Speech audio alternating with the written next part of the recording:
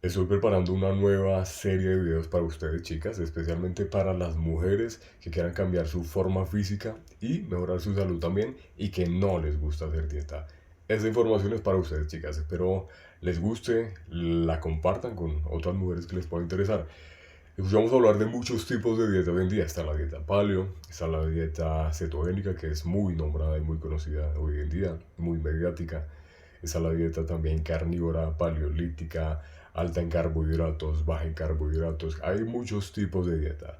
Pero ¿cuál es la verdadera dieta que funciona para perder grasa? Hoy te voy a desvelar el secreto. Así que atentas todas, chicas, porque esta información es sumamente importante. La mejor dieta es la dieta balanceada con micronutrientes, macronutrientes y sobre todo déficit calórico. Esta es la clave, déficit calórico. Así que no importa el tipo de dieta, todas son buenas, explora todas porque tenemos diferentes opciones.